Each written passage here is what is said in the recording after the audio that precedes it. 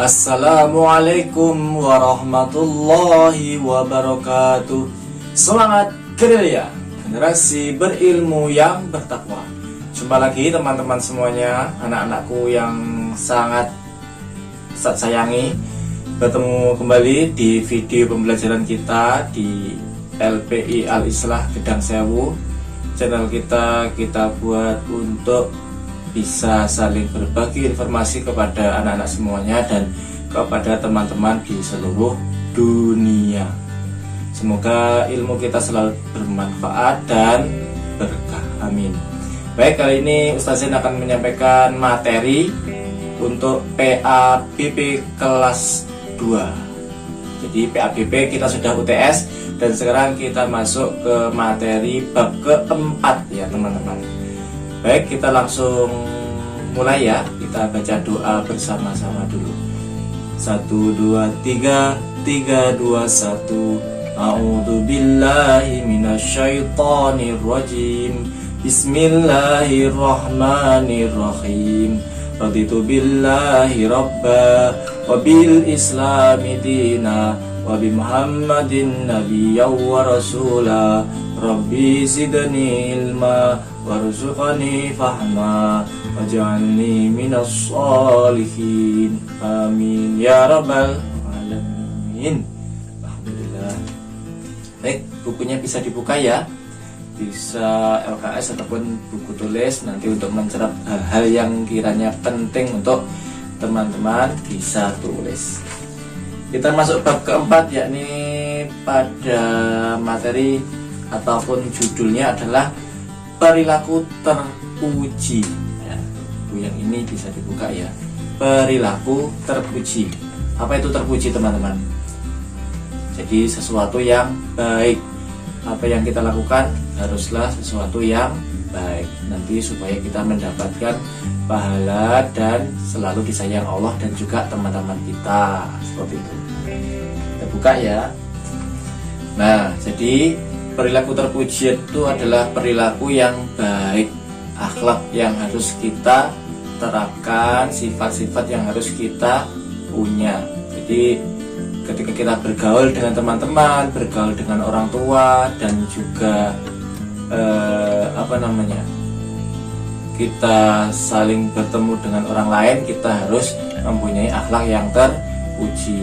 Jadi nanti kita akan disayang oleh mereka, kita akan mempunyai banyak teman dan Allah akan selalu mencintai anak-anak yang memiliki sifat terpuji ataupun perilaku yang terpuji. Seperti itu. Jadi perilaku terpuji itu banyak sekali macamnya. Dan sekarang yang akan kita bahas adalah kerjasama dan tolong menolong. Jadi kerjasama itu apa, Ustadz? Apa ya kira-kira?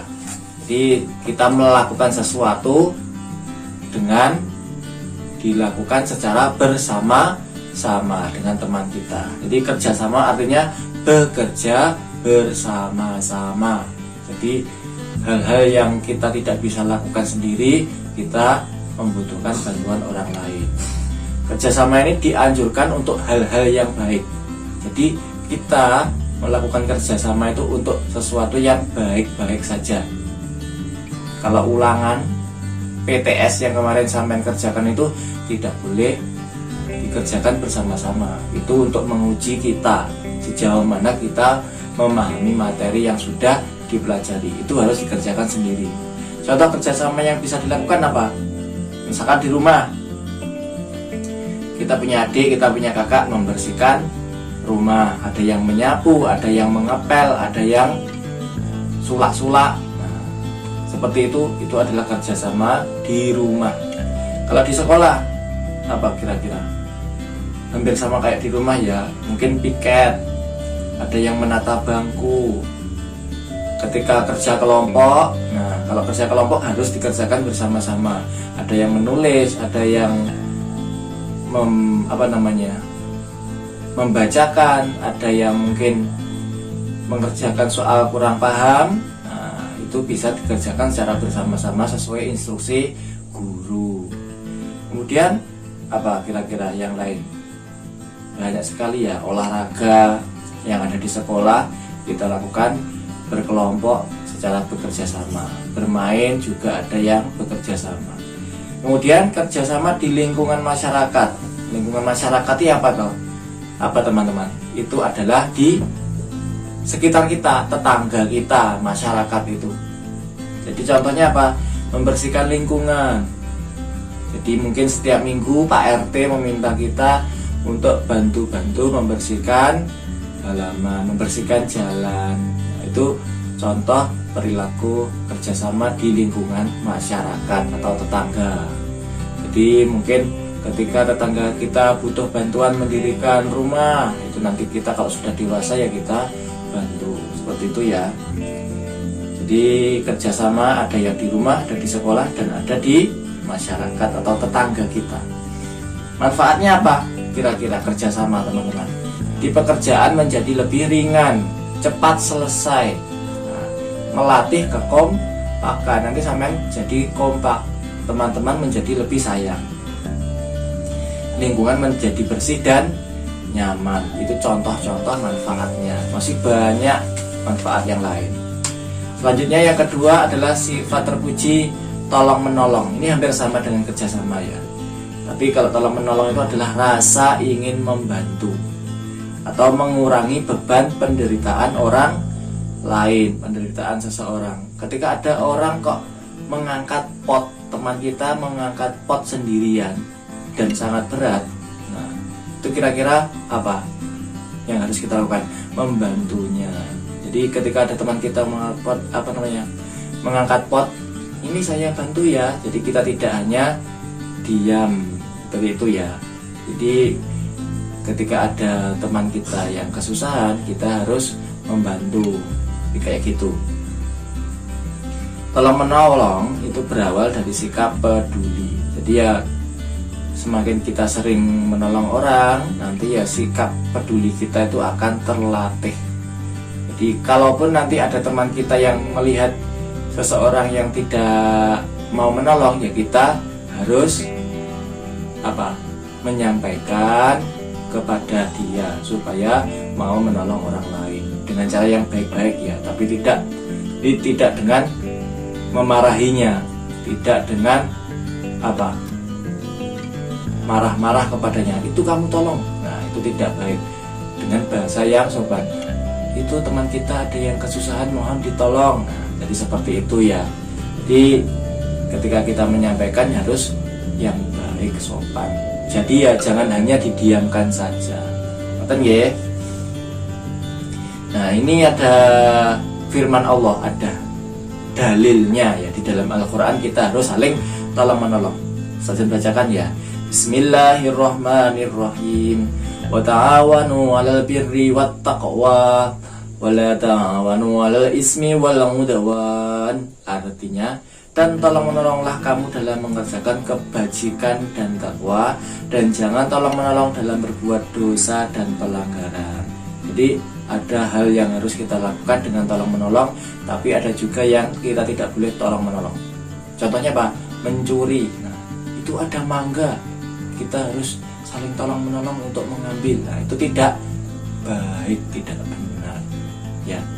Jadi tolong menolong untuk sesuatu yang baik. Jadi jangan tolong menolong untuk sesuatu yang kurang baik. Anak yang suka menolong ini biasanya perilakunya seperti apa kira-kira? Ramah tamah, sopan, lemah lembut, saling menghormati orang lain, tidak acuh. Ketika ada orang butuh bantuan, dia diam saja. Jadi tidak ada yang seperti itu. Jadi contoh tolong menolong yang Ustaz katakan tadi apa contohnya? Membantu ataupun meminjamkan buku pelajaran kepada teman yang tidak punya, meminjami pensil, meminjami penghapus. Itu adalah contoh-contoh yang sangat sederhana yang harus kita lakukan supaya nanti akan membuat kita itu memiliki sikap peduli ketika kita sudah dewasa. Jadi itu harus dilatih sejak kecil. Hal-hal yang sepele seperti meminjamkan penghapus, meminjamkan pensil, itu adalah hal-hal kecil yang nanti akan membuat kita menjadi lebih peduli dengan orang lain. Betul nggih? Manfaatnya apa? Menjadi anak yang rendah hati. Kalau sudah tolong menolong itu rendah hati, tidak sombong. Terus disayang orang tua, guru, dan Allah. Dan yang paling utama itu tadi ya, mendapatkan pahala. Nanti di akhirat kita akan masuk surganya Allah. Amin ya rabbal alamin. Baik teman-teman, mungkin itu dulu ya yang bisa Ustaz Zain sampaikan. Terima kasih. Semoga bisa menambah ilmu pengetahuan kepada anak-anak dan teman-teman semuanya. Kita akhiri dengan bacaan hamdalah bersama-sama. Alhamdulillahirabbil alamin. Baik teman-teman, mungkin itu dulu yang bisa saya sampaikan. Mohon maaf dan terima kasih. Saya akhiri. Wassalamualaikum warahmatullahi wabarakatuh. Sampai jumpa. Like, comment, share, and subscribe.